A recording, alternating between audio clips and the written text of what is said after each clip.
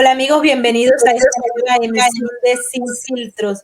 Hoy tenemos un programa especial preparado para ustedes, así es que espero que lo disfruten porque nuestro invitado es un gran conocedor de la realidad no solamente latinoamericana, sino global, y con él vamos a tocar 3 temas en específico, porque de lo contrario estaríamos conversando con él toda la noche, que es muy grato de verdad compartir con una persona que tiene amplio conocimiento y adicionalmente a ello conoce la realidad que vive el venezolano, el colombiano, el latinoamericano y el estadounidense.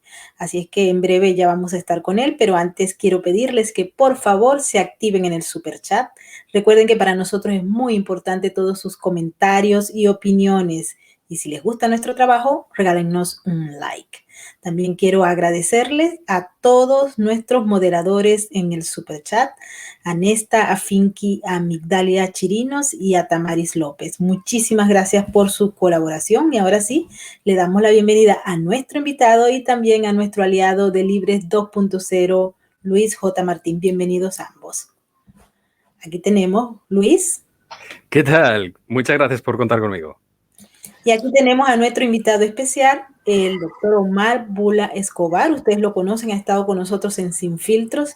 Y bueno, de verdad que se ha hecho muy popular porque lamentablemente todas las proyecciones que él hizo, no es porque sea brujo, sino porque sea conocedor, se han cumplido. Así que bienvenido. Gracias, muchísimas gracias, Maybor. Hola Luis, encantado de estar con ustedes. Muchas cosas para hablar. ¿Cuántas horas tenemos? ¿10? ¿Cuánto es el programa? Tenemos como 10 días. Mentira, la orden y gracias de nuevo. Sí, bueno, vamos a empezar por lo que tienes más cerca, que es Colombia. En estos últimos días hemos estado observando cómo el escenario se ha venido poniendo más complicado y adicionalmente a los problemas que ya tiene Colombia con el problema de la pandemia, con el problema de desempleo, de la falta de movimiento del aparato productivo. Ahora se une el asunto que venía pero picante, pero no estaba tan fuerte como ahora con el régimen de Nicolás Maduro. Los desplazados de Apure y de la frontera como tal, y prácticamente no sabemos si es propaganda o es realmente la intención que tienen ahora de ampliar el conflicto. Pues mira, sí, comencemos por eso, por lo último, que yo creo que es lo más nuevo. Fue el 21 de marzo realmente que comenzó todo este desorden en la frontera entre Apure y Arauca. Es una crónica anunciada que obedece a la lógica.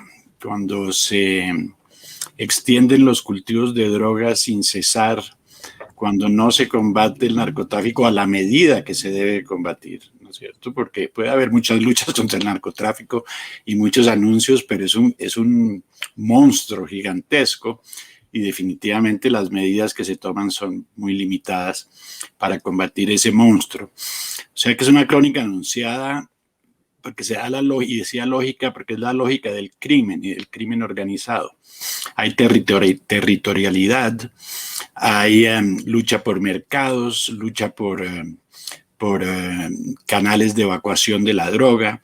Esa región tiene básicamente 3 o 4 cosas claves o representa 4 cosas claves. El control obviamente de la droga, la minería ilegal también, que es otra de las actividades muy, muy presentes, el contrabando de gasolina, de suprema importancia, y el control del río Arauca, que es por donde pasa el negocio, ¿no es cierto? Es una zona estratégicamente importante. Y ahora coincide que es fronteriza, y fronteriza desde el punto de vista formal, porque yo he dicho múltiples veces el hecho de que el crimen organizado no tiene fronteras, ¿no es cierto? Las fronteras del crimen organizado son otras, muy difusas y muy cambiantes y muy volátiles, siguiendo la misma lógica que del mercado criminal. ¿no es cierto?, que va cambiando de manos, etcétera. Y fuera de los actores, esos actores que están incluidos, hay otros que ya hemos hablado, internacionales, que también tienen su peso: China, Rusia, etcétera, sobre zonas mineras también, sobre puertos, ¿no es cierto? O sea que de alguna manera todo el mundo está en la cadena de alguna de estas economías ilegales de Venezuela, y se convirtió en esa plataforma. Y reenfatizo aquí el hecho de que esa plataforma no es solo Venezuela, sino Venezuela, Ecuador y Colombia.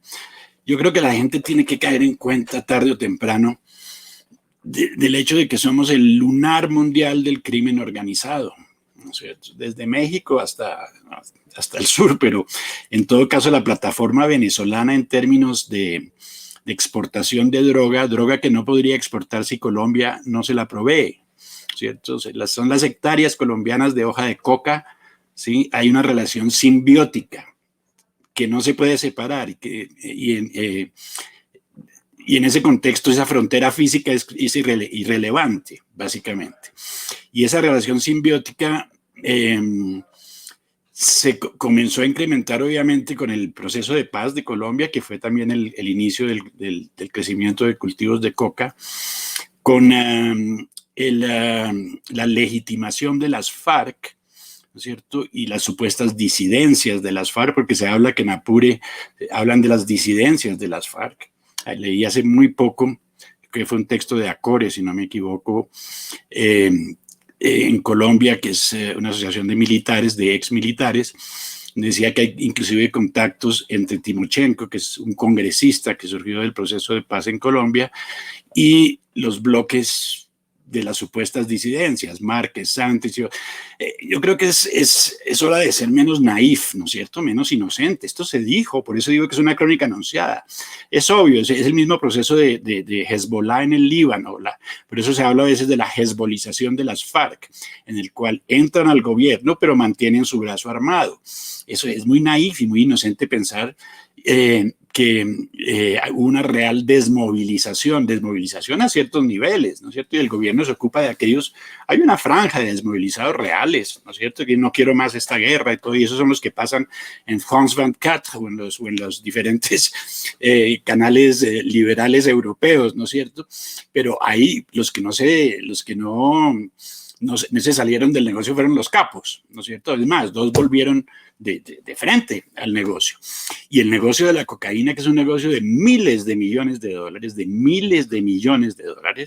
y que no me vengan con cuentos de que las FARC devolvió unos cuantos miles de millones de pesos, ¿no es cierto? Solamente por la costa ecuatoriana hacia el norte, hacia Estados Unidos, salen 11.000 millones de dólares anuales, y el tráfico entre nuestros países, Venezuela y Colombia, y los Estados Unidos es de 90.000 millones de dólares, y ellos controlan una gran parte del mercado, ¿no es cierto? Entonces, eso es casi iluso también decir, obviamente, que se los ha desarmado desde el punto de vista financiero, armas per se, porque el dinero son armas también, y la cocaína se trafica por armas en muchos casos.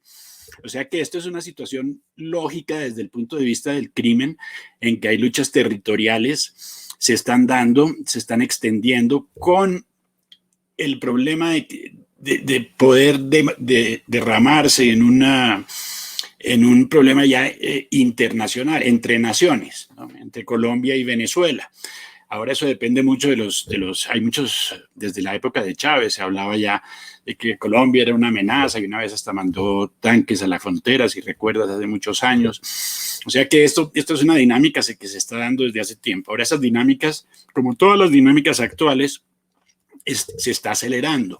Yo te conversaba antes del programa brevemente que si me preguntan sobre el futuro próximo, yo no veo de qué manera pueda mejorar, en el sentido de que los factores negativos que están determinando el presente, ¿sí?, están increciendo, no están disminuyendo, están creciendo. O sea que es muy difícil decir que hay una mejoría por ejemplo, porque sube el PIB en Colombia o porque sube el... No sé, eso es una serie de indicadores, ¿no? que la prensa utiliza como para desviar a la gente del verdadero problema y, repito, creo que lo dije en tu programa, nadie en América Latina marcha contra la droga, todo el mundo marcha contra sus efectos, contra la corrupción, contra líderes sociales que matan, contra, mejor dicho, todo, pero la droga no. Si tú no quitas la droga del panorama y si no reconoces que Colombia, primer productor mundial de cocaína del mundo, con la plataforma más grande de cocaína del mundo en Venezuela, con los carteles mexicanos, si no reconocemos, ¿sí? Que la droga, ¿no es cierto?, contra la cual no quieren luchar, ¿no? La cuestión de, ayer conversaba con una persona y le decía, mire, lo del glifosato, sí, efectivamente puede haber algún tipo de repercusiones ambientales, pero ahora el glifosato ya se ha dicho, se utiliza para cantidad de otros cultivos y nunca se quejaban hasta para la papa, ¿no es cierto? Y nunca se quejaban de sus efectos, ¿cierto? Y efectivamente los puede haber, pues habrá que hacer un control de riesgos, ¿no es cierto? Pero hay que hacer, también hay que sopesar el asunto. Y que si el no uso del glifosato, que estas organizaciones criminales utilizan ONGs para ventear este asunto ecológico, que es importante, yo no digo que no lo es, ¿no? Es sopesarlo, ¿no es cierto? 200,000 hectáreas de droga, ¿no es cierto? No tienen incidencia solamente, además de tener incidencia sobre el medio ambiente, tienen incidencia sobre la política, sobre la empresa, sobre la criminalidad, ¿no es cierto? Y que hay que ver qué hay que hacer. O sea que definitivamente no hay una voluntad política real para acabar con la droga. Una voluntad política real para decir, mire, acabamos con este flagelo es acabar, ¿no es cierto?, con la fuente. Esa no la hay. Diluyen esto con ese tipo de etiquetas globalistas, ¿no es cierto? Ahora estoy metido mucho en lo del cambio climático y investigando mucho lo del cambio climático y las políticas de cambio climático y me doy cuenta cómo también diluyen una cantidad de argumentos y sacan una serie de conclusiones con base en el cambio climático. Lo último fue que el COVID era gracias al cambio climático. Yo dije, Dios mío, ¿hasta qué punto vamos a llegar? ¿No es cierto? La manera de caminar debe ser seguramente, ¿no es cierto? Nuestros gestos son tal vez debidos a la cantidad de átomos de polución en la atmósfera. Entonces, es una cosa, veía, por ejemplo, el vínculo entre cambio climático y conflicto, ¿no es cierto? Que hay dos teorías, ¿no es cierto? Una que dice que sí provoca el conflicto, otra que dice que no provoca el conflicto, pero lo que nos muestran a nosotros es solo la segunda, que sí, o la primera, perdón, no sé en qué orden lo puse, que sí provoca el conflicto y empiezan a relacionar al género, absolutamente todo, y esto está pasando también en términos de justificar mercados criminales como es el mercado de la droga en América Latina, que sigue creciendo y cuyos beneficios son tan grandes que involucran lo que yo creo que mencioné la vez pasada, Maybor, a los jugadores grises del presente, que son las empresas legales, ¿no es cierto? Bancos, más todas aquellas que nos conocemos que están offshore, ¿cierto? Que básicamente tienen que absorber esos enormes capitales porque no se pueden enterrar miles de millones de dólares en el jardín. O sea que esto es un mercado muy grande, los intereses son muy grandes y lo que se avecina es pavoroso desde el punto de vista del crecimiento no solamente de estos ELN, FARC, las FAN, las Fuerzas Armadas Bolivarianas en Venezuela, que también tienen su parte porque todo el mundo tiene una parte de la torta, pero además porque vendrá un proceso que aparentemente suena bondadoso y es esa discusión sobre la legalización de la droga, ¿no es cierto? Y esa discusión sobre la legalización de la droga ahora va a andar mucho más rápido porque está Biden en el poder y las personas que apoyan a Biden son las que apoyan esa legalización. Y a este respecto, lo importante, y eso quiero subrayarlo y estoy escribiendo algo al respecto, es decir que la legalización per se es discutible, hay ventajas y desventajas de la legalización y ese debate hay que tenerlo, pero lo importante es quién le saca provecho a la legalización, como le sacaron provecho a la legalización de la marihuana, ¿no es cierto? 20 años trabajando, son las compañías canadienses las que manejan la marihuana colombiana y en un mercado multibillonario.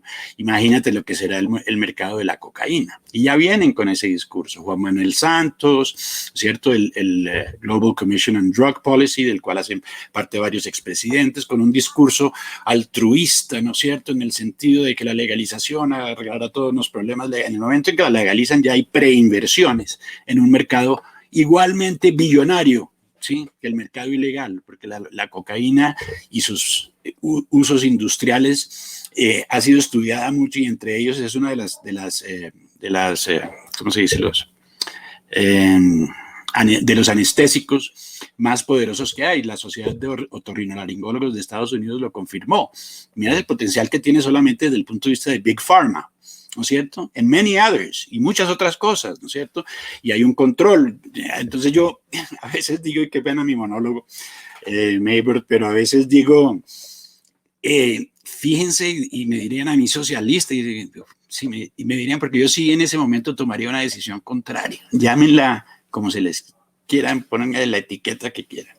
Pero si legalizan esa droga, que los profits o que los benefits, que los beneficios de eso durante 10 años se queden con Colombia, y que lo invirtamos todo en educación, en salud, y que después liberen el mercado, ¿no es cierto? Pues si nos va a pasar lo mismo. Hubo un artículo en El Tiempo hace unos días de señor Basile diciendo: nos perdimos de la bonanza de la marihuana, no sé qué, ¿no es cierto? Si la van a legalizar, y es un hecho que tiene sus ventajas y desventajas, como yo dije, ¿no es cierto?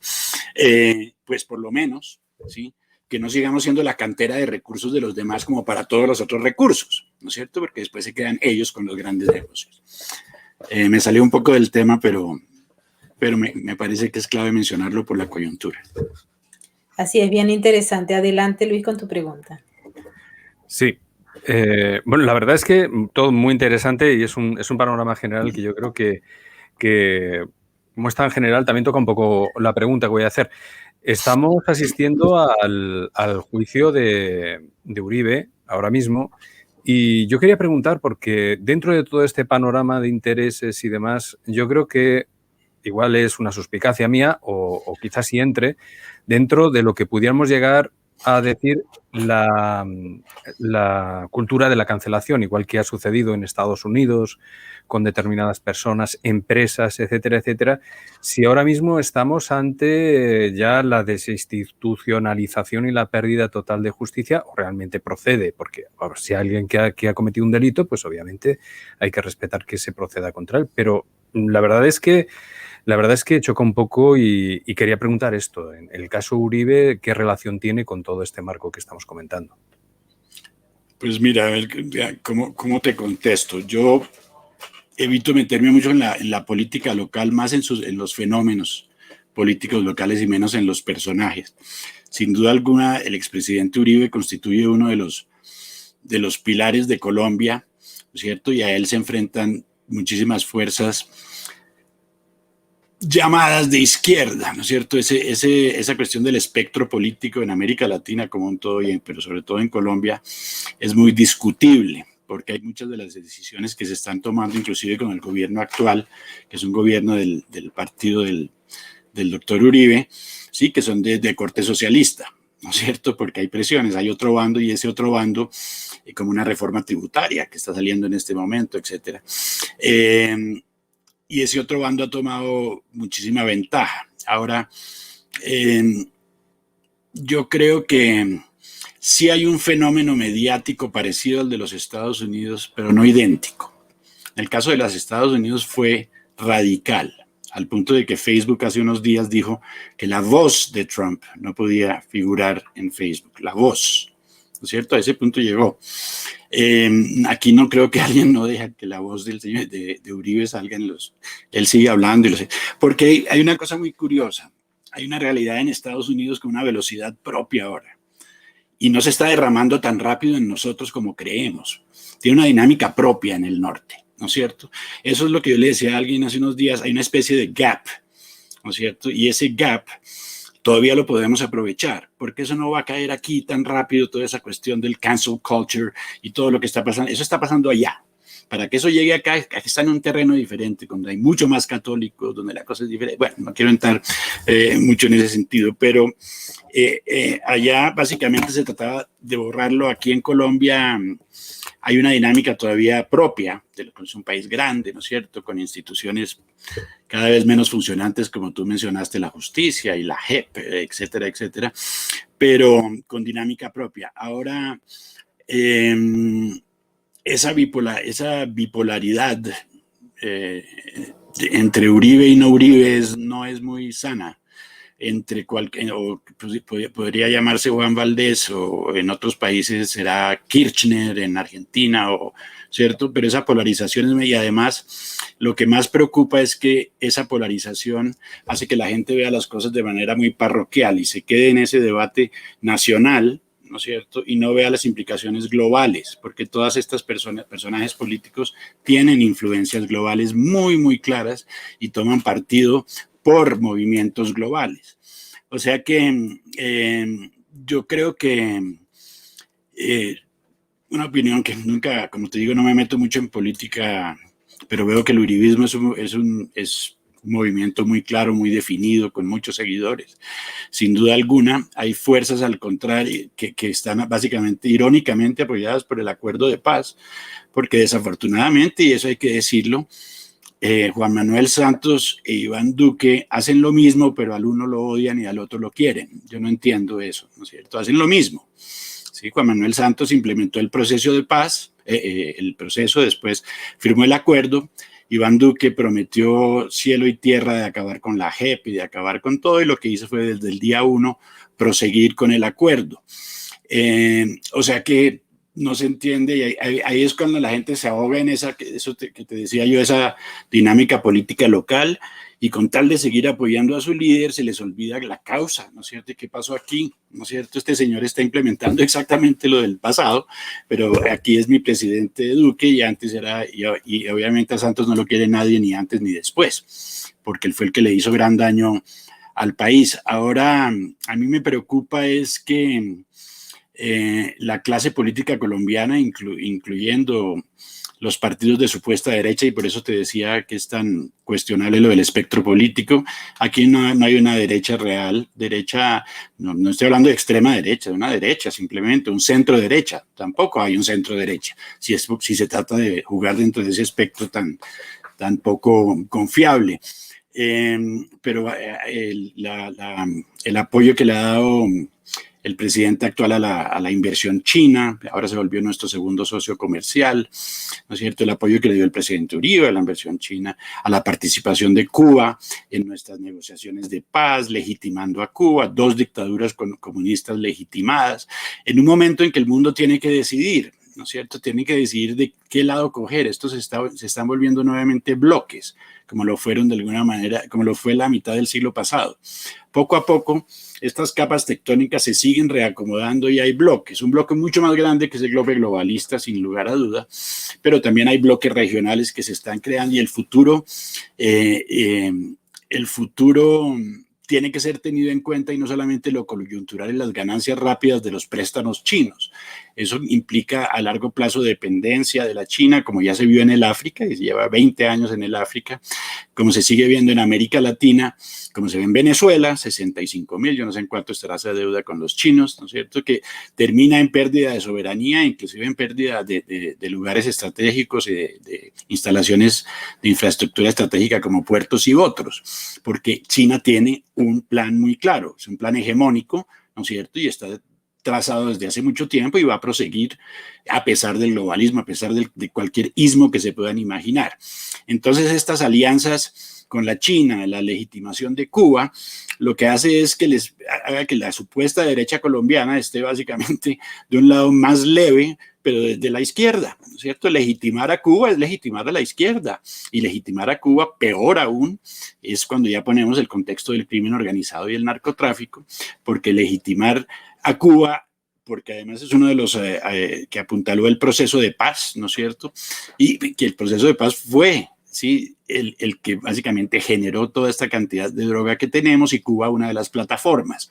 Entonces, aquí la cosa, y yo estoy seguro de que estas toma de posición de ciertos personajes que se consideraban estar más a la derecha en el pasado tiene que ver con otras influencias en otro ámbito, y en este caso es el globalismo, ¿no es cierto? ¿Quién legitima a Cuba? La Unión Europea. Unión Europea hiperglobalista, ¿no es cierto? ¿Quién básicamente, la BBC en Inglaterra estaba publicando un artículo elogiando a Maduro por el manejo del COVID, give me a break, ¿no es cierto? Entonces la cosa está muy difícil. Eso, así analizaría yo la situación local, Luis. Sí, y viendo también en estos momentos estamos observando el panorama en América Latina con nuevas elecciones y países que pueden estar entrando en el autobús del socialismo del siglo XXI. Esto, bueno, no es que Ecuador haya salido, sino que tenía un presidente que medianamente quería jugar con los Estados Unidos, pero hoy en día vemos cómo Andrés Arauz encabeza esas elecciones que muy probablemente pues vayan a dar como ganador al correísmo. También tenemos las proyecciones que se dan en Chile, por ejemplo, en Perú, que hay próximamente las elecciones y se observa justamente el proceso, que es avanzar hacia los países para lograr meterlos en este movimiento. Hemos tenido oportunidad de conversar con varios expertos colombianos y ellos coinciden en señalar que en el caso de Colombia, el socialismo del siglo XXI, tal cual se conoce en Venezuela y otros países, no va a entrar, porque la sociedad lo va a frenar, porque existe una tendencia y un amplio conocimiento de lo que es la guerra, de lo que es la violencia, y eso ha hecho que los colombianos aprendan a diferenciar. Pero le pregunto ahora, ¿verdad que hay un freno, una especie de muro de contención para el socialismo en Colombia en esas próximas elecciones que tendrán lugar el próximo año? ¿O Petros o cualquier otro candidato va entrando por la puerta grande? Yo dudo que haya un freno, sinceramente. Depende de un freno para qué. Hay que ponerle freno a varias cosas. Si se habla de la izquierda,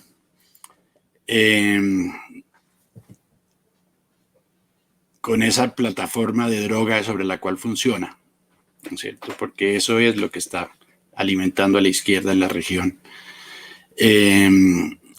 Hay gente que dice, sí, pero también alimentó a la derecha en el pasado. También, sí, lo que pasa es que ahora es a la izquierda, ¿no es cierto? Así de sencillo. Los tiempos cambiaron, ahora es la izquierda la que maneja la droga en América Latina. Yo creo que el acuerdo de paz constituye la alfombra roja para la llegada al poder de esa izquierda o de esa narcoizquierda, en la cual yo metería en la misma bolsa al señor Petro, a FARC, a ELN, al Foro de Sao Paulo, al Grupo de Puebla, ¿no es cierto? La asociación es muy amplia, realmente, y se defienden en los momentos indicados y se enfrentan en otros momentos, cuando ya han conseguido, como en el caso de Venezuela, ¿no es cierto? Ahora vemos que se resquebraja, ¿no es cierto? Esas alianzas que hubo para mantener a Maduro, ahora es la droga la que manda y, como mencionamos, hay enfrentamientos, etcétera, etcétera. Yo veo muy difícil, tal vez una opción moderada. Hay opciones moderadas por el lado de este partido del expresidente Uribe, pero moderadas, demasiado moderadas, ¿no es cierto? Excesivamente moderadas. Y ese moderado viene desde el haberse acoplado al proceso de paz, al acuerdo de paz. El acuerdo de paz ha sido el instrumento que ha convertido, no solamente la alfombra roja, sino el instrumento que ha utilizado el globalismo para penetrar a Colombia también. Yo creo que mencioné en uno de tus programas y a veces digo, ¿cómo no darse cuenta de ciertas cosas?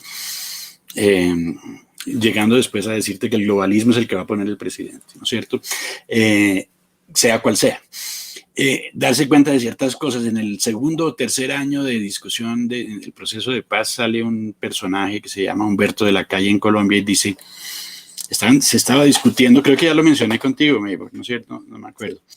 Dice, se estaba discutiendo la guerra de 50 años, ¿no es cierto?, entre el comunismo que había comenzado en la Guerra Fría y bla, bla, bla. cuando de pronto dice, y además no se nace ni hombre ni mujer. Y yo dije que tiene que ver una cosa con la otra. ¿Cómo así que no se nace ni hombre ni mujer? Estamos hablando de la guerra entre las FARC y Colombia. ¿Cómo cabe eso en la agenda? Tan curioso. Pasaron los años. Yo simplemente se me hizo curioso porque era como no relacionado, ¿no? Como aparte. Y obviamente hoy vemos en Estados Unidos en el cancel culture todo el cuento, CNN publicando que no se puede determinar el sexo de las personas o la orientación, como dicen ellos, de las personas at birth, etc. El acuerdo de paz ha sido un instrumento no solamente del narcotráfico y del narcosocialismo, pero también del globalismo. Esas dos fuerzas estando juntas en este momento, ¿sí? Jugarán un papel muy importante en quién es elegido en el 2022.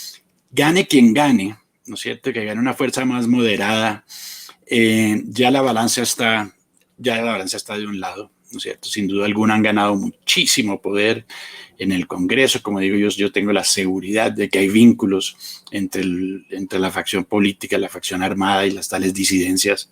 Muchos saben que son un sofisma de distracción.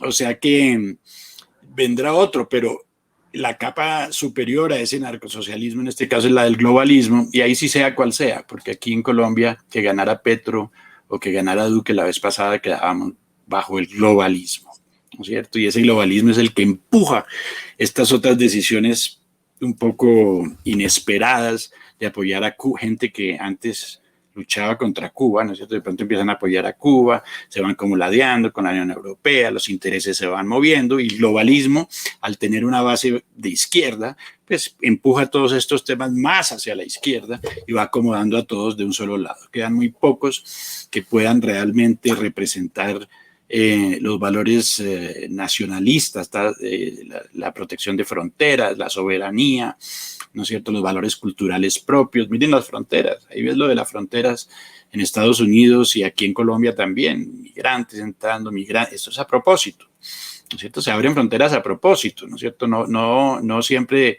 es resultado de acciones humanitarias, en muchos casos son migraciones provocadas.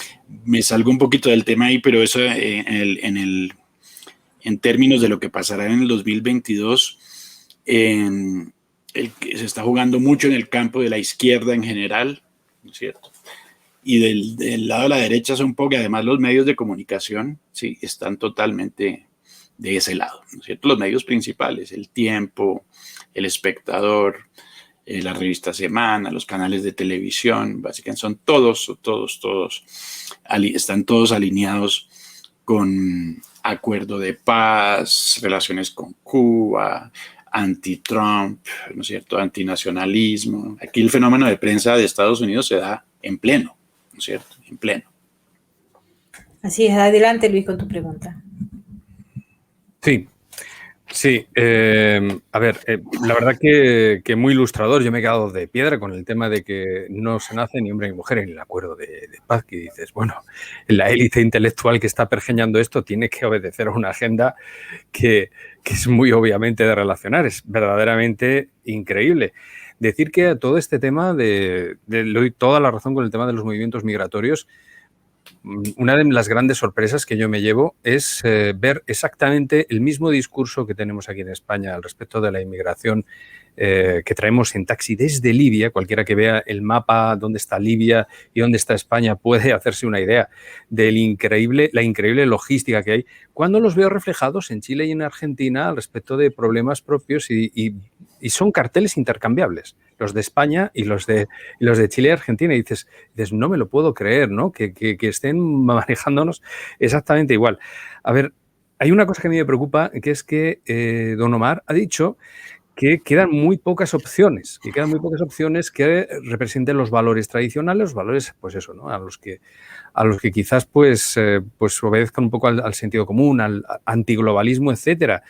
Y mi pregunta sería esa, ¿no? Si existe algún movimiento, si se puede desandar llegados a este punto, ¿no? O sea, si el sistema da opción a dar marcha atrás y volver a regresar, si por una cuestión de la vida, pues de repente todo el mundo apóyase a esos poquitos que quieren defender esos valores. Si existe alguien, no sé, con un espíritu reformista que diga, no, este sistema está mal, esto vamos a ir para atrás. Si hay alguien a quien un narco diría, jamás voten a este señor. Pues mira, yo creo que la respuesta es ojalá, ¿no es cierto? Ojalá, como dicen, o inshallah, como dicen los árabes.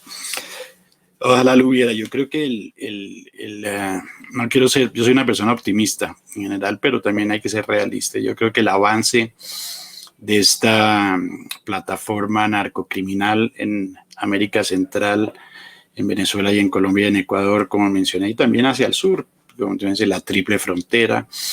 El crecimiento ha sido desbordado y ese crecimiento no es el crimen simplemente y sus riquezas, es el crimen que penetra instituciones, que penetra política, que penetra sistemas electorales y ha avanzado enormemente. Ha avanzado tanto que en el 2014 ya aquí en Colombia la reelección de Santos ya estaba el famoso Smartmatic, el voto electrónico. Esto lleva ya bastante tiempo y darle la vuelta va a ser muy, muy, muy difícil, a no ser que sea algo bastante radical. Menos aún darle la vuelta cuando el presidente actual está aliándose a China, cuando sigue tratando a Cuba o manteniendo relaciones con una dictadura, ¿no es cierto?, de 60 años.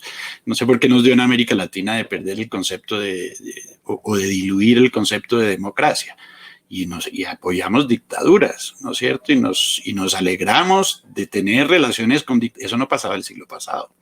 Inclusive la Carta de Naciones Unidas es muy clara al principio, en sus primeros apartes, el hecho de que las naciones que participan de esta organización tienen que seguir principios democráticos, tienen que garantizar la libertad de sus ciudadanos, no debe haber opresión, so pena de expulsión. Pero obviamente esa so pena de expulsión lo metieron en un cajón, se les olvidó y hoy en día se trata simplemente de representar a todos. Se volvió una plataforma donde todos hablan, todos gritan en la Asamblea General una vez al año, ¿cierto? Pero ahí están y vemos el Consejo de Derechos Humanos. El Consejo de Derechos Humanos de la ONU es un chiste. Están todos los violadores de derechos humanos, los países violadores de derechos humanos representados ahí. O sea que...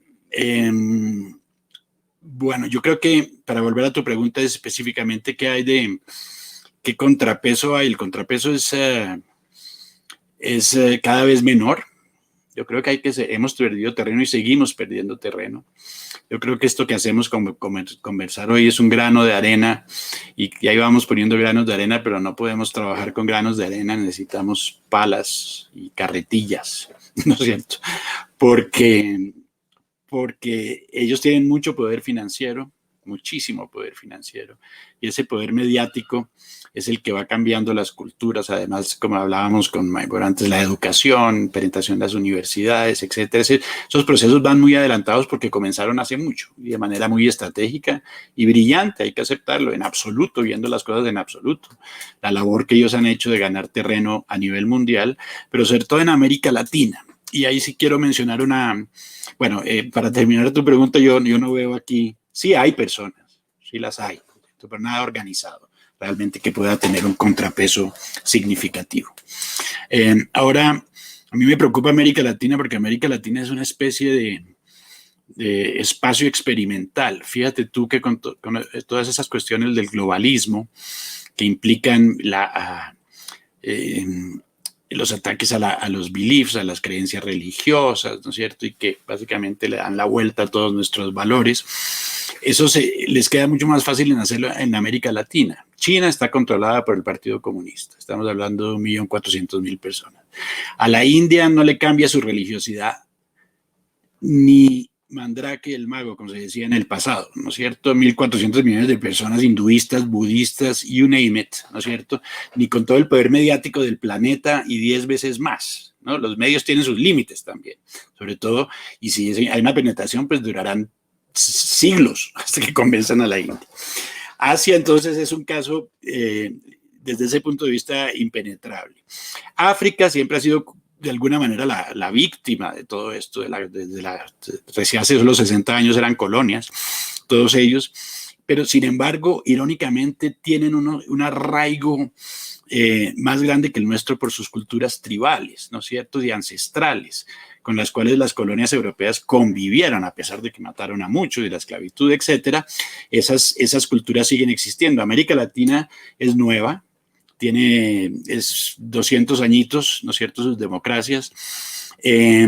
No tiene una cultura latina. Alguien me va a decir, ¿cómo así que no hay? Claro que tiene su propia cultura. Ahora es una cultura menos arraigada por su poca longevidad, pero además por el hecho de que dependimos mucho de la cultura americana en los últimos años, ¿no es cierto? Y ahora Estados Unidos se derrumba, ¿no es cierto? Y a pesar de que ese derrumbe no nos va a llegar tan rápido, sí tenemos los elementos aquí presentes, la prensa, los medios que están empujando las mismas agendas. O sea que el que va a pagar el pato yo no sé si se dice por allá, o el que va a pagar el precio, el costo de la globalización parece ser Europa.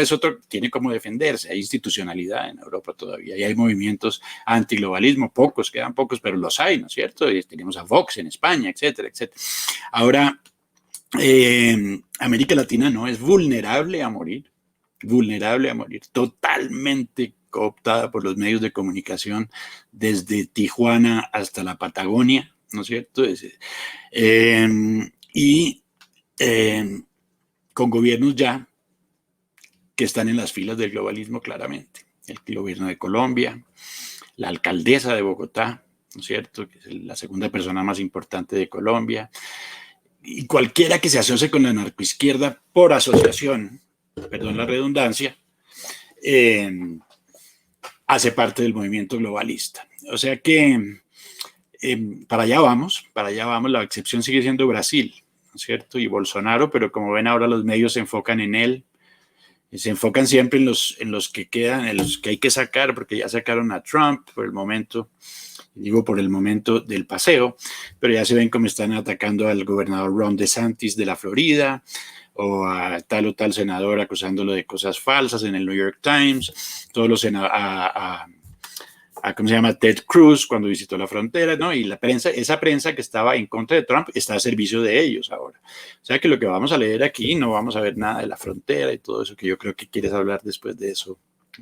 Sí, justamente quería trasladarme de América Latina a la frontera, que pareciera que no se diferencia mucho esa frontera que está en el sur de los Estados Unidos a una frontera porosa en Colombia, porque hay miles y miles de inmigrantes que desean entrar a los Estados Unidos, violando todo tipo de reglas y, bueno, atendiendo a una invitación que se hizo durante la campaña electoral para que los inmigrantes vinieran y iban a ser bien tratados. En estos momentos está desatado los números, las cifras van creciendo.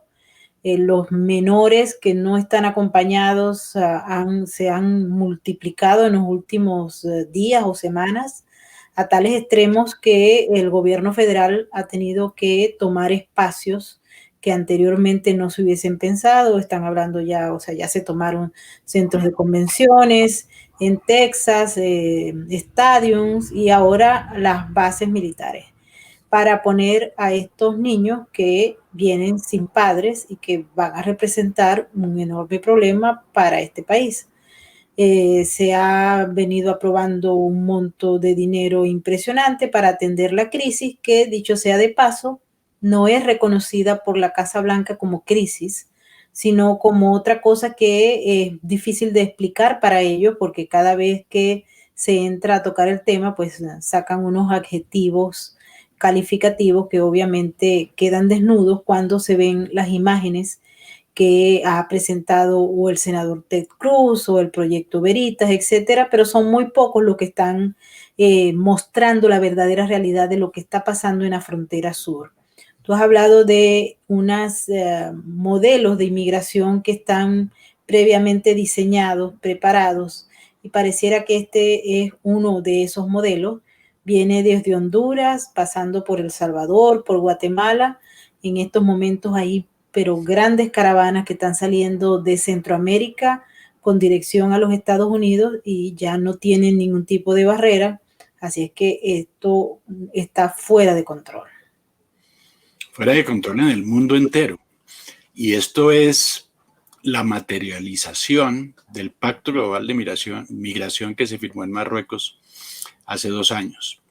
El Pacto Global de Migración está en el corazón del movimiento globalista y es el Open Border Policy, ¿no es cierto? La política de fronteras abiertas, con sus consecuencias y con una pintura, un barniz por encima que lo pinta de humanitario, pero que efectivamente constituyen movimientos muy bien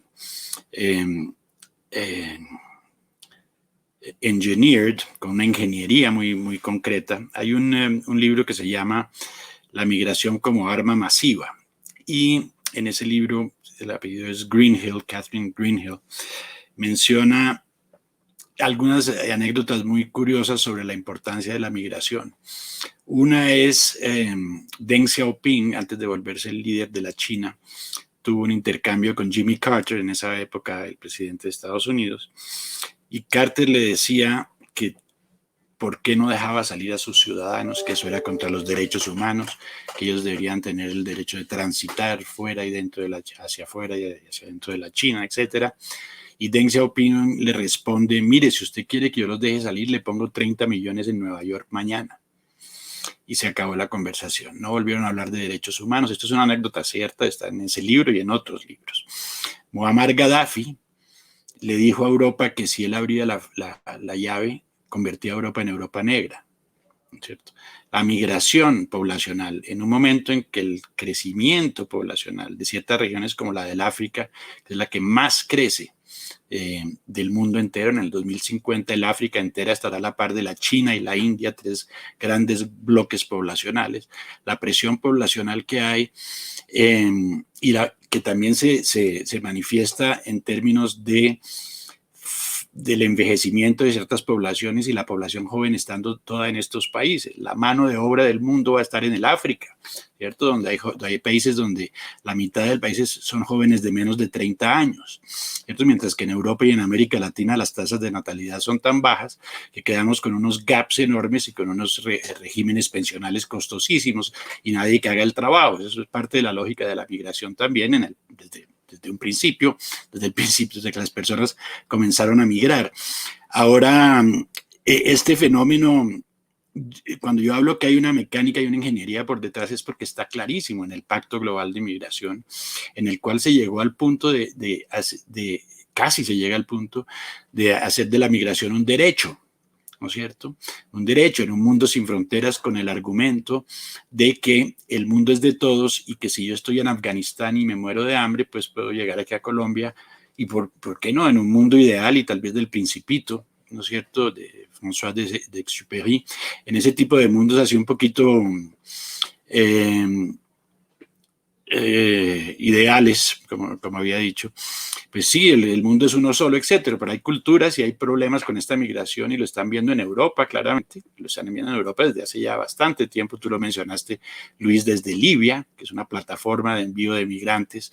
Casi todas las migraciones desde el Sahel y desde el centro de África y de África del Este, Somalia, Eritrea, etcétera, terminan en Libia, ¿no es cierto? Y ese Mediterráneo sigue en gran actividad y se van a Grecia o se van a Italia o se van a España, bueno, cada quien con sus controles, pero se está promoviendo.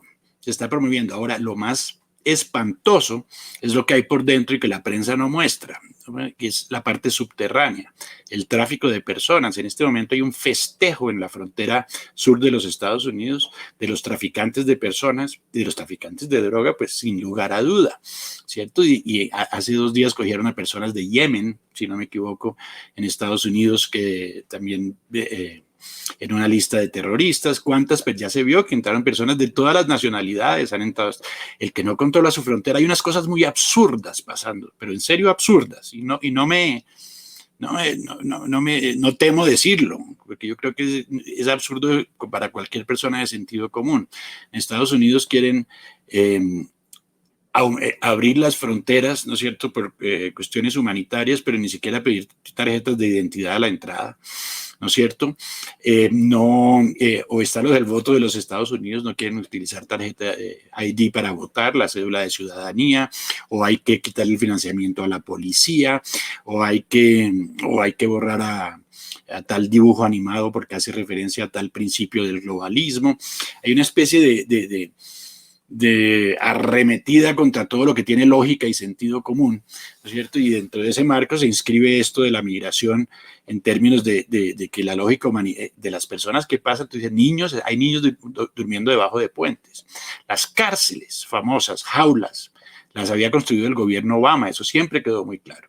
Fue el gobierno Obama el que construyó las jaulas, dentro de las cuales estuvieron durante el periodo de Trump efectivamente niños también, que ya esa infraestructura ya existía. Ahora hay tanta gente pasando y tan poco control, están hablando de 1,000 personas, creo que hablaron de 1 millón de personas en un año, algo por el estilo, me parece haber visto la última cifra en ese sentido.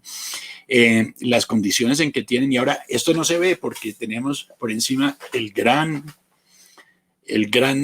tema del siglo, y es el tema de la información. Como dije, esa misma información que atacaba a Trump, ¿no es cierto? Y que si Trump se hubiera caído en la escalera del avión, mejor dicho, lo hubieran mandado para algún instituto psiquiátrico y quién sabe ¿no es cierto? Algún hogar de ancianos, pero aquí se cayó y fue el viento. El señor Biden tiene problemas de peso, ¿no es cierto? Es peso pluma. Entonces, ahí vemos el fenómeno de prensa, y este fenómeno de prensa en este momento era odioso contra Trump, pero es más odioso contra la humanidad. Están escondiendo una de las crisis más grandes, miles y miles de personas, niños no acompañados, tráfico de personas, tráfico de drogas, prostitución, ¿no es cierto? Gozando, haciendo una fiesta. Yo creo que tienen gorritos de fiesta y serpentinas por las noches. Entonces, ¿cuántos pasaron hoy? ¿Cuántos niños pasaron hoy? ¿Cuántos niños solos pasaron hoy? Cuando uno lo oye en cifras, se hace muy frío, ¿no es cierto? Pero hay seres humanos sufriendo enormemente a raíz de las decisiones que ha tomado Joe Biden en términos de no controlar una frontera y de pedir simplemente lo que pedía o lo que le pide a voces el gobierno americano, entren de forma legal. ¿Cuál es ¿Por qué estamos legitimando la ilegalidad en todos los ámbitos de la vida? Yo no entiendo. Entonces, el término termina siendo irrelevante, lo legal y lo ilegal. Y cuando lo ilegal y lo legal es irrelevante, es la ley que ya no prima. Y cuando no prima la ley, pues solo tenemos caos.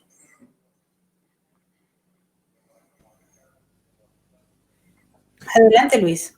Sí, bueno, decir que ha tocado tantos temas que se me acumulan las preguntas y las apreciaciones y decir que el pacto por la inmigración, simplemente contar una anécdota, que es que nosotros teníamos a Sánchez en funciones, o sea, directamente no era el presidente legítimo y suscribió algo de tamaña importancia que tiene un apartado especial de tratamiento de la prensa y de la inmigración, para que no podamos hacernos eco según sus forma de entender la libertad. Es algo increíble. Y decir que el otro día Maybor colocó un vídeo de unas niñas pasando la frontera verdaderamente descorazonador. Dicen a ver que una imagen vale más que 1000 palabras.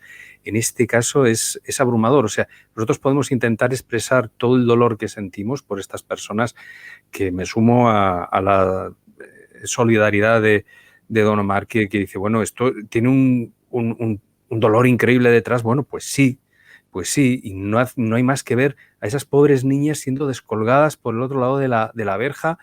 Y eso es producto de ese efecto llamada y de esa situación tan terrible, ¿no? Tan terrible. A ver, mi pregunta va un poco por el tratamiento y por la posible solución de todo esto, porque ahora, visto que Estados Unidos se ha sumado a esa fiesta, pues quería preguntar, nosotros tenemos ahora noticias de que hay malos tratos, y yo digo, bueno, es que obviamente los medios son finitos. No puedes tener una infraestructura infinita para acoger a todos los inmigrantes. O sea, había unas infraestructuras, Biden ha realizado el efecto de llamada, los que hemos dicho, cuidado, que hay un efecto de llamada, nos han llamado de todo y ahora mismo están saturados. Entonces, claro, decir, ¿ahora qué se hace? ¿Cómo se toca realidad? ¿Cómo toca el suelo? Ya han prohibido incluso a Ted Cruz sacar imágenes de la frontera, lo cual es una cosa inaudita. Sí. Definitivamente, Luis, estos son los planes muy bien trazados que, como te digo, tienen a la base ese concepto de migración global, ¿no es cierto? Si nos revuelven a todos, nos gobiernan a todos ya revueltos, para ponerlo de manera más coloquial. No solamente, aunque hay una caveat, un comentario que quiero hacer acá, es que a pesar de este papel de los medios que tanto subrayo, ayer vi The Guardian de Inglaterra, de Gran Bretaña, sacando un artículo sobre lo que pasaba en la frontera, lo que se me hizo muy curioso. Entonces, tal vez queda algo de honestidad en el periodismo y tal vez no sea tan monolítico como uno cree, a pesar de que sí parece ser bastante monolítico cuando uno ve mainstream media y redes, etcétera. Los efectos, en este momento lo que está es como si te estuvieran inyectando, ¿no? Se están inyectando miles de migrantes. Los efectos se van a ver después de la inyección. Y estos efectos se van a ver de múltiples maneras. Las maneras clásicas, en el sentido de que habrá pues poblaciones sin abrigo para comenzar, ¿no es cierto? Desempleadas, trabajo informal, lucha por puestos de trabajo, lo que puede obviamente conllevar a roces entre comunidades, etcétera, todo lo que trae la migración. Ahí, de alguna manera, Estados Unidos está más acostumbrado a los latinos que Europa estaba a los sirios, para decirlo, aunque Europa también tenía su migración de Marruecos, etcétera, etcétera, ¿no? Hay muchas relaciones, pero los latinos han vivido en Estados Unidos bastante tiempo, hay una gran comunidad mexicana, colombiana, etcétera, etcétera, y ya existen ciertos roces, estos pueden ser exacerbados, ¿no es cierto?, en un momento dado. Lo que se ve es un undermining, un esfuerzo por socavar a Estados Unidos. Ya lo socavaron con un fraude electoral evidente, ya socavaron varias de sus instituciones, las grandes instituciones, la Corte Suprema de Justicia, que nunca se pronunció con relación al fraude, y el daño ha sido gravísimo. Yo creo que Estados Unidos está de caída.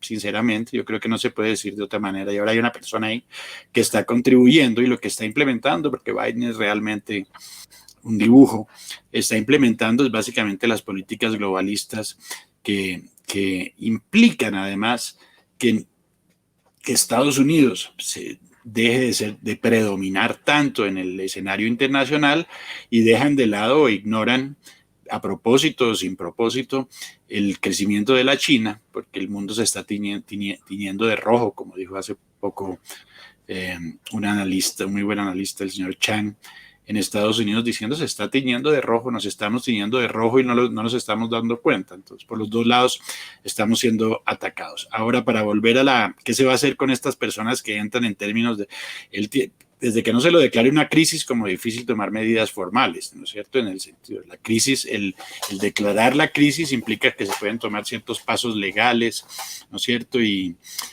adjudicar ciertos fondos especiales de emergencia, etcétera, y no lo es. La crisis la están tapando el mundo, y leo la prensa de América Latina, no se menciona absolutamente nada, ¿no es cierto? Gracias a Dios, en este caso, a pesar de que las redes están sobre todo en manos de ellos, todavía queda un espacio ahí para informarse. El hecho es que los efectos los vamos a ver es dentro de 1 año o 2 años, ¿no es cierto? Dentro de 1 año, es decir, dentro del gobierno Kamala Harris. No fue un lapsus involuntario dentro del gobierno Harris, porque yo no creo que el señor Biden llegue muy lejos por varios motivos, sobre todo porque no parece estar en todos sus cabales. Y es decir, esa es la vejez. Efectivamente, uno no condena la vejez, pero al fin y al cabo lo pusieron ahí, tiene responsabilidades, etcétera, etcétera. O sea que vamos a ver esos resultados, y es el resultado de ese esfuerzo claro por abrir las fronteras del planeta y abrir una de las más importantes, que es sin duda alguna la de Estados Unidos, con todos sus side effects, ¿no? Sus efectos secundarios, o diría yo primarios, depende de cómo uno vea las cosas, desde qué lado a qué lado se coloque, pero el crecimiento del narcotráfico y más droga entre Estados Unidos, eso obviamente alienta el mercado de América Latina, ¿no es cierto? Ahora vuelven para chorros de droga hacia los Estados Unidos.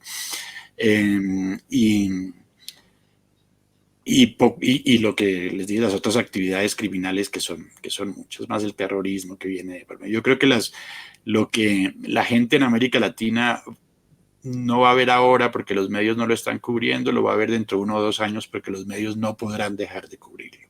Cuando ya haya un desorden demasiado grande. Ahora hay reacciones, hay que tener en cuenta que hay reacciones y que Estados Unidos es Estados Unidos. Han tomado muchísima ventaja, pero eso no quiere decir que no haya varias decenas de millones de habitantes en Estados Unidos muy inconformes y personas que están reaccionando. Ahora depende más de la organización, de cómo se organizan, y yo creo que cogieron cortos, estos globalistas cogieron cortos a los nacionalistas que andan un poco dormidos, ¿no es cierto? Y estamos, porque me incluyo en esos últimos, siempre en un modo reactivo y nunca en un modo proactivo, ¿cierto? Y porque ellos son muy hábiles, ¿no es cierto?, para manejar la información, para hacernos reaccionar por lo que no es, ¿no es cierto? Entonces, Dr. Seuss nos toma 7 mensajes mientras que está pasando niños a través de la frontera, ¿no? Nos distraen mucho, ese manejo magistral de los medios por parte de ellos es lo que nos tiene en la oscuridad, básicamente. O sea que yo lo veo muy difícil, yo veo que va a haber un costo concreto. Y además no solamente llegan a los estados del sur, ellos siguen subiendo, ¿no es cierto? Se está poblando todos los Estados Unidos. Algunos estados los reciben con brazos más o menos abiertos, según el caso. Sí, tomando en cuenta que ya estamos en Estados Unidos, quisiera referirme ahora al tema de Nueva York, que a mi juicio pareciera ser como una especie de laboratorio. Nueva York, la gran metrópoli, el modelo del capitalismo salvaje, hoy en día es un modelo de transformación, ha sufrido una gran metamorfosis, no solamente desde el punto de vista económico, sino a mi juicio cultural, que la transforma en una ciudad totalmente progresista, donde, por cierto, se instala como vara de poder el doble estándar. Tenemos un gobernador, Andrew Cuomo, que ha sido señalado por más de 10 mujeres de tener acoso sexual con esas personas y nada ocurre. También fue señalado de un crimen que, de ser comprobado, pues debe pagar con cárcel. Al menos eso es lo que le ha pasado a otras personas que han sido señaladas por ese delito. Y es que mintió a la justicia de los Estados Unidos, mintió al gobierno federal en el número de muertes de víctimas ancianas por coronavirus. Y eso equivale a una investigación federal que no concluye, una investigación que ahora supuestamente se inicia nuevamente porque benefició a sus familiares y amigos con los test de coronavirus antes que a la población. También está hablándose de un manejo político de las vacunas por el coronavirus y no lo han acusado los republicanos, sino que fueron los mismos demócratas quienes hicieron los señalamientos. También se le acusó de haber amenazado a un legislador demócrata y anunciarle que su carrera estaba terminada por el hecho de haber difundido la información sobre las muertes de ancianos y las mentiras que el gobernador dijo, que no solamente dijo, sino que escribió en un libro que fue muy publicitado en una época y que hoy en día pues se sabe que es una lista de grandes mentiras, ¿no? Pero así estamos en Nueva York, en un proceso donde se le aplica la justicia a los predadores sexuales del movimiento Me Too, pero al gobernador que se le acusa de los mismos delitos se le deja pasar. Él está gobernando, ya prácticamente los medios están olvidando el tema, no se vuelve a hablar de pedirle la renuncia, todo se cayó, ningún movimiento Me Too salió a la calle a pedir su cabeza.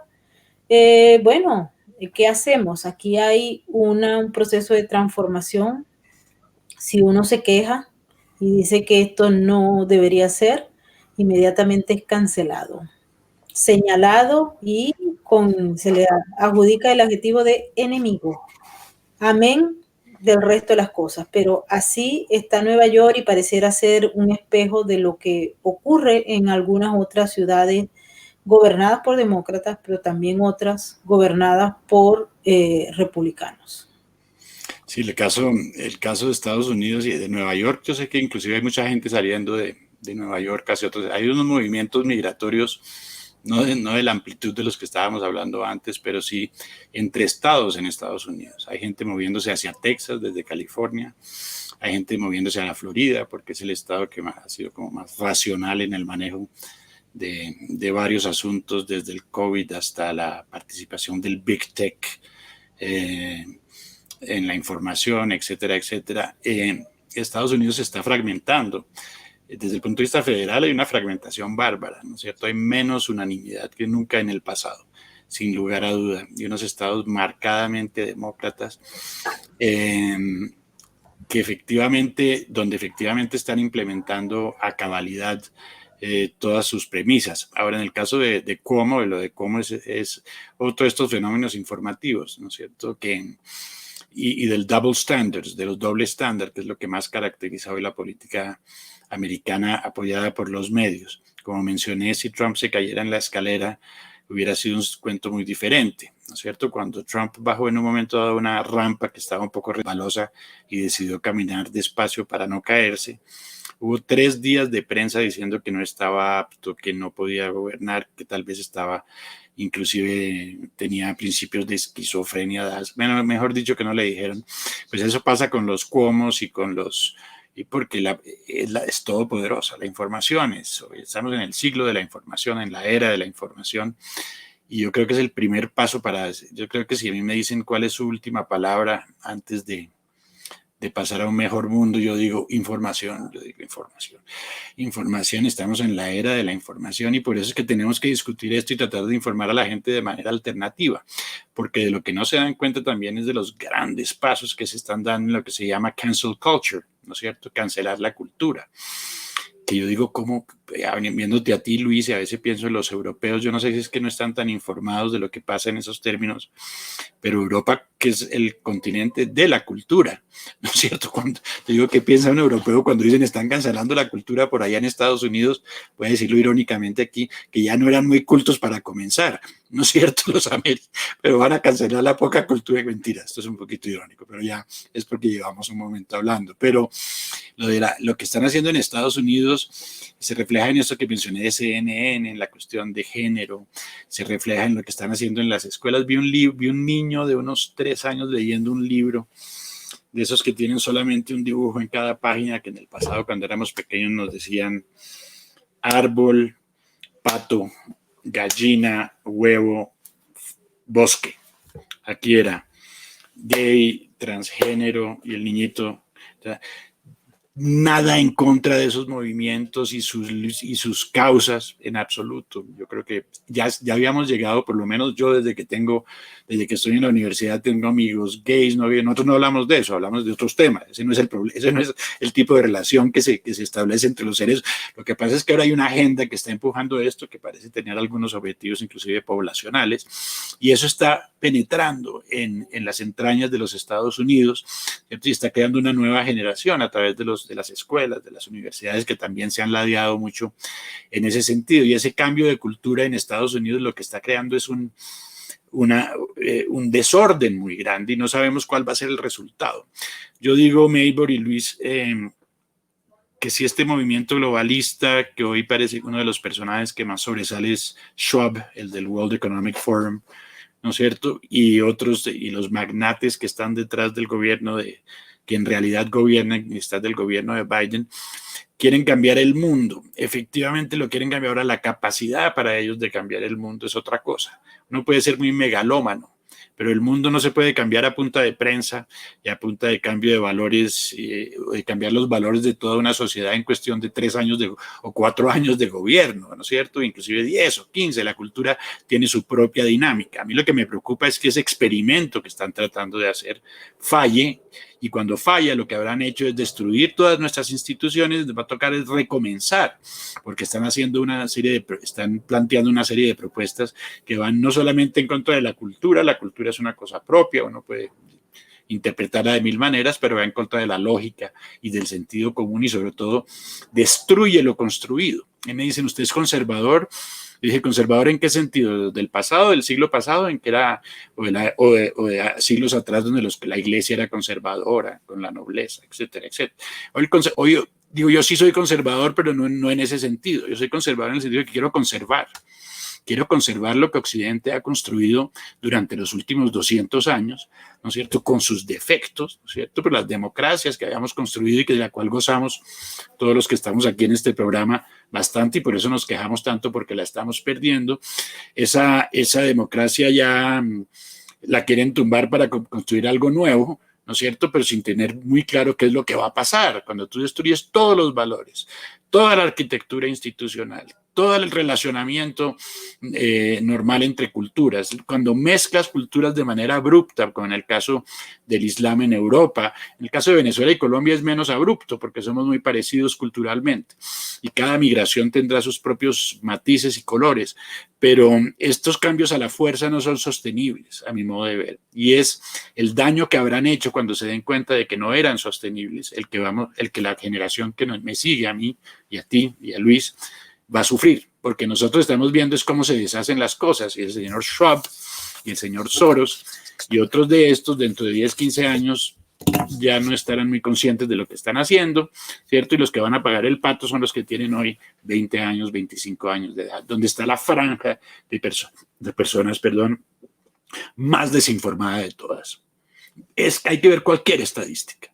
Entonces lo ves, de las personas entre los 15 y los 30 años son las personas que menos críticas son con relación a lo que pasa en los medios de comunicación y que ya están envueltos en a través de la tecnología, etcétera, etcétera. Entonces, la gente tiene que saber no solo de la frontera del sur de Estados Unidos, sino estos ataques grandísimos a la cultura, al cristianismo, la persecución no sé si vieron una cosa en Canadá de un cura que sacó, un pastor, perdón, creo que fue, que sacó a la policía y les decía, out, out. Gestapo, you Nazis, you have to leave. Y lo sacó y les tocó irse. Era tanta la vehemencia del señor, pero efectivamente, cuando uno lo ve desde el ángulo de ese señor que era polaco-americano, acuérdense, Polonia fue una de las grandes víctimas del nazismo, ¿no es cierto? Y que una persona ya de edad le diga a la policía canadiense, get out, sálganse, ustedes son como la Gestapo, eso debe preocupar a cualquiera. En Canadá, ¿no es cierto?, que supuestamente en el Human Development Index, el índice de desarrollo humano más alto todos los años, etcétera, etcétera, ningún país es inmune. Ahora América Latina lo vivirá a su forma y yo digo, existe ese gap, ojalá que podamos aprovechar ese gap mientras que estos países se autodestruyen, ¿no es cierto? Nosotros no estamos a medio construir sobre todo, pero no podemos dejar que lo poco que hemos construido lo acaben ahora a punta de globalismo y de narcosocialismo. Sí, Luis, no sé si tienes alguna reflexión final sobre este tema. Sí, bueno, la verdad es que está muy interesante, está muy interesante. El tema de Cuomo, yo solo voy a hacer una pequeña puntualización, es que el título del libro me fascina, es American Crisis, lecciones de liderazgo. Oh, muy bien. Sí. Bueno, y se ganó un Emmy, ¿no es cierto? Por allá le dieron un Emmy. ¿Es verdad? Se ganó un premio Emmy, sí, Emmy. En todo caso, Grammy también se lo hubiera podido ganar porque creo que canta bien en la ducha, pero Emmy en todo caso se ganó también. Sí, eso es increíble. Y ahora que están los demócratas en el poder, es más difícil todavía contra el señor Cuomo, ¿no? Con su hermano en CNN y todo el cuento. De acuerdo. Bueno, yo no sé si habrá tratado el capítulo de cómo financiar al Me Too para que pues, no seas cancelable. Bueno, hay un tema que a mí me obsesiona alrededor de todo esto de la información y de la gente informada, y porque uno dice, bueno, es que es tu principal herramienta. Nosotros estamos informados, entonces tenemos la arquitectura mental como para poder dar la batalla. Pero esto no es cierto. Lamentablemente no es cierto. Yo no sé por qué, y esto me obsesiona de verdad, porque hay gente que somos inmunes a todo esto del globalismo. Porque hay gente que son verdaderas bibliotecas globalistas. Tienen una cantidad de información perniciosa que a mí me hace mucho acordarme de una historia que me impresionaba mucho del comunismo, que es la del camarada Lysenko, que decía que iba a convertir la cebada en trigo, que iba a aguantar la Siberia y que esto lo iba a hacer en 2 años porque los genes eran una cosa burguesa y tal. Y le creyeron. Y claro, luego vinieron las hambrunas y bueno, estamos en lo mismo, estamos en la negación de la naturaleza, en la negación de la ciencia, y hay gente que se ha empapado todo esto. O sea, no es un problema de información, quizás de discernir. ¿Por qué tenemos la gente con criterio que les falta a esta gente? Sería la pregunta. Es que es muy difícil de responder. Es muy buena pregunta, Luis, muy buena pregunta. Uno se pregunta, porque habla con gente ilustrada, PhDs, profesores, gente que uno sabe, sabe que son intelectuales, y efectivamente siguen la parade, ¿no es cierto? El desfile globalista al pie de la letra, y es la única realidad para ellos. No existe otra realidad.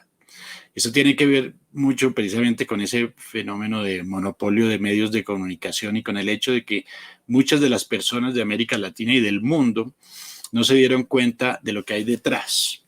Y lo que hay detrás es una arquitectura y un fenómeno estructural de medios que, si no se entiende, nunca se puede llegar al nivel de ser crítico sobre lo que se lee porque no se conoce la arquitectura. Esta arquitectura, sabemos hoy que más del 95% de los medios están bajo 6 corporaciones mediáticas, 7, otros dicen 5, a nivel global, ¿no es cierto? Y que si uno lee un editorial en Pakistán o lo lee en Emiratos Árabes, lo puede leer también en Argentina y en Colombia el mismo editorial, ¿no es cierto? O que los noticieros repiten exactamente la misma línea. Las líneas editoriales, por el hecho de que estos son conglomerados globales, son líneas editoriales globales, ¿no es cierto? O sea que la imagen que se tiene de Trump en Senegal es la misma imagen que se tiene de Trump en Colombia y en Argentina, y las únicas excepciones serían en Estados Unidos, ¿no es cierto? Los Texas y los estados de Estados Unidos, tal vez Hungría, ¿no? Polonia, algunas excepciones que hay por ahí. O sea que yo creo que lo que explica, a mi modo de ver, Luis, es el desconocimiento de esta arquitectura que hay por detrás. En el momento en que uno sabe que hay un monopolio mediático, monopolio en todo el sentido de la palabra, como digo, 95% de los medios, son cifras que han salido oficialmente, pues es imposible poder entender cuáles medios o cuáles pocos quedan que pueden estar diciendo la otra versión de la realidad. No voy a decir la otra versión de la verdad, porque la verdad es muy relativa, pero por lo menos tener acceso a toda la información. Y eso lo estamos viendo. Y si estas personas, además de no conocer el fenómeno estructural, monopólico, oligopólico, lo llaman algunos, de medios de comunicación en la era de la información, si estas personas además, en vez de condenar la censura a un expresidente como Trump de una plataforma como Twitter, la celebran, pues ya hay un problema ya de criterio personal, ¿no es cierto?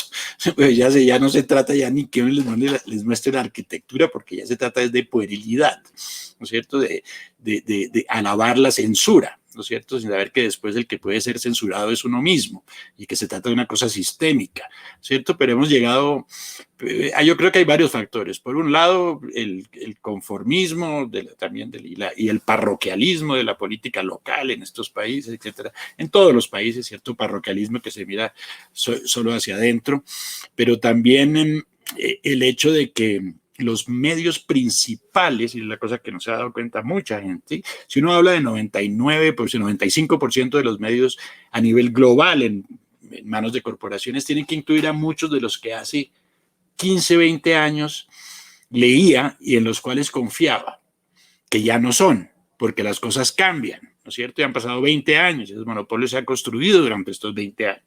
Y el monopolio ha mostrado ahora sus garras con la censura, ¿no es cierto? Son unos monopolios poderosos, ¿no es cierto? Ahora, si uno se da cuenta de... Ay, perdón, una interrupción acá. 2 segunditos. Sí, gracias. Si uno se da cuenta del hecho de que esta arquitectura que hay por detrás, básicamente... omite, ¿no es cierto? Cada vez más y más, ¿no es cierto? Esa otra fracción de la información cada vez más pequeña, pues queda muy difícil para estas personas entender porque leen los medios clásicos, es lo que estaba diciendo, perdón, the BBC, The Economist, The Guardian, El País, Le Monde, The Washington Post, The New York Times, ¿no es cierto? Unos que uno confiaba más. The Economist fue mi revista durante muchísimos años cuando estuve en la universidad. Era mi referencia. Yo compraba mi Economist con los ahorros de estudiante y me suscribí, me llegaba mi Economist y para mí era mi Biblia semanal. Ahora no puedo ni ver el Economist. No puedo ni verlo, sinceramente, porque me saca como, ¿no? Y trato de buscar artículos que pues ya no queda nada, ¿no es cierto? Porque todo le ponen un tinte político, de una manera u otra. Y en América Latina, pues todo, o Globo en Brasil, el Clarín, ¿no es cierto? El Comercio en Perú, El Tiempo y El Espectador en Colombia, son los periódicos tradicionales. Y como esa confianza que se tuvo en el pasado parece no haber cambiado, pero los medios sí cambiaron, entonces se aprovechan, se duermen en sus laureles y siguen confiando en la información de quién, precisamente de los grandes medios, del mainstream media, que es ese precisamente el que representa el corazón de los monopolios mediáticos. Esto es muy difícil de entender, efectivamente, cuando a mí me decía, una persona muy cercana a mí, una vez yo iba a hacer una presentación sobre Trump, una persona muy cercana, además economista, con PhD en economía y todo el cuento. Entonces me dice, no se te olvide hablar del proteccionismo. Y yo me quedé pensando, pero usted dije, ¿proteccionismo de quién? ¿De Trump? Yo siempre he dicho que esa cuestión es esta manera como los medios juegan con la información. ¿Qué pasaba cuando Trump coge el poder en 2016? Un déficit de casi $1 trillón entre varios países, el cual la mitad era la China y los otros eran los europeos, los mexicanos, los japoneses, no sé quién, básicamente $850 mil millones, que va en déficit anual en lo que andaba de los Estados Unidos, ¿no es cierto? Entonces, ¿qué hace Trump? Tratar de llevar la línea a la mitad. Si estaba en negativo, dije, vamos a llevarlo a la mitad para quedar en fair trade, ¿no es cierto? En lo que se llama no free trade, sino fair trade, comercio justo.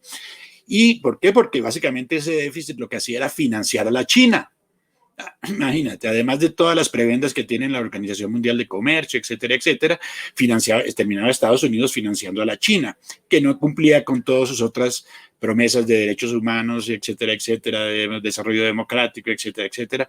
Y Trump trata de traerlo a la mitad. Para traerlo a la mitad, pues obviamente hay que proteger ciertas industrias hasta que la cosa se equilibre, pero después el propio Trump, y lo tengo la cita, en un grupo del G7, dice, quitemos todas las barreras a nivel mundial, si eso es lo que quiere. Lo dijo. Nadie se metió en ese debate, porque no se trataba de comercio libre, sino de comercio justo. Y esa cosa, entonces, un economista me habla de ¿qué versión fue la que leyó? La versión que decía, Trump es un patán proteccionista. Punto el título, guardan el periódico y mañana me dicen a mí, vaya y diga que es proteccionista y diga además que es un patán. Por eso digo, son varias cosas. La falta de conocimiento de esa arquitectura que hay por detrás y además también un poco de falta de actualización de la gente en términos de los paradigmas políticos actuales, ¿no es cierto? La prensa no contribuye porque no les ofrece información. Hay que ser más curioso que nunca en la era de la información. La curiosidad es tal vez uno de los atributos más importantes hoy en día para la persona que quiere estar bien informada. Yo le agregaría también que lo que estamos viendo en estas generaciones de 20, de 30 y hasta de 40 años es el legado de Gramsci, la influencia de la izquierda en las escuelas primarias, secundarias, de colegios universitarios y de universidades. Aquí se puede observar en los Estados Unidos. Me he dado a la tarea de ver los libros de, por ejemplo, las escuelas acá en Nueva York, cómo se transforman. Estoy muy cercana a Columbia University, que era una universidad respetada, Ivy League. Tuve el privilegio de conocer de fondo la George Washington University porque estudié allí. Y observamos cómo la formación es de izquierda. Y aquel que no tenga la curiosidad, como dice nuestro buen amigo Omar, de ver esto, pero buscar un poquito más allá, o que no tenga en la familia a alguien que le diga, mira, esto no es así, léete la otra parte del relato, se va a quedar con una serie de informaciones, de conceptos, de ideas que pues lo meten en ese gran paquete que hoy en día llaman progresista, pero que en Venezuela y en Colombia lo llamamos comunistas, socialistas o cualquiera de los istas. Entonces, creo que el tema educativo ha sido fundamental para lograr lo que tenemos hoy en día, el resultado de esto. 20, 30 o 40 años, así decían los rusos, que se requería para lavar el cerebro y desmoralizar a la población, acabarlo. Y eso creo que es lo que estamos degustando en estos momentos, no solo en Estados Unidos, sino también en Europa y prácticamente me atrevo a decir que en el hemisferio occidental. Y Occidente está en peligro, está en terapia intensiva y no hay forma, pareciera, de conciencia para frenarlo. Volvemos a empezar con el mismo muro, el muro de contención. ¿Lo podremos hacer? ¿Solamente una reacción de la gente que está consciente de esto será suficiente? No lo sé. No sé qué opinan ustedes. Pues mira, Maybor, yo creo que hay una especie de proceso de proselitismo que hay que hacer acá. Y yo creo que lo primero que hay que mencionar, la gente, yo daría mi primer paso, he hablado con muchos jóvenes que los veo que piensan de cierta manera, después les doy ciertas explicaciones sobre lo que acabamos de hablar, sobre la arquitectura de la información, y ellos saben mucho más de la mecánica de la información que nosotros, ¿no es cierto? Ellos, y tampoco es que están totalmente engañados, hay muchos jóvenes también despiertos por ahí que quisieran tener más espacio, pero yo creo que el primer paso que he dado y que ha dado resultado, cuando veo que hay una inclinación demasiado grande hacia esos temas ya manejados por el globalismo y los medios, es ese de la arquitectura de la información y preguntarle, ¿usted de dónde sacó esa información? Entonces te van a mencionar una fuente. Yo la leí en El Economist, por ejemplo. Se sienten totalmente respaldados. Entonces uno dice, pero usted sabe que el Economist también, como cualquier publicación, sube intereses, etcétera, etcétera. Le empieza a explicar un poco la arquitectura. En ese momento ya siembra una semilla de duda. Esa semilla de duda por el fenómeno estructural es el comienzo de una posición crítica. Si eso no se hace, yo no creo que haya. Ese es el hurdle, ¿cómo se dice? La primera valla que hay que pasar a todos los niveles, en personas educadas, menos educadas, como tú mismo lo decías, Luis, que explica que ciertas personas estén tomando ciertas direcciones totalmente dirigidas, ¿no es cierto? Y que se dejen llevar por la corriente, pues es esa ignorancia de este fenómeno tanto monopólico de la información como tecnológico, ¿no es cierto? Que están coincidiendo los algoritmos. Yo creo que te lo recomendé una vez, Zeynep Tufekci, se llama ella, te lo recomendé, creo, Maybor, o no sé. Sí, me lo recomendaste. Sí, bueno, yo la menciono a ella porque es que me cae muy bien. Y Zeynep Tufekci es una socióloga que analiza la incidencia del Internet y la inteligencia artificial sobre las vidas de la gente.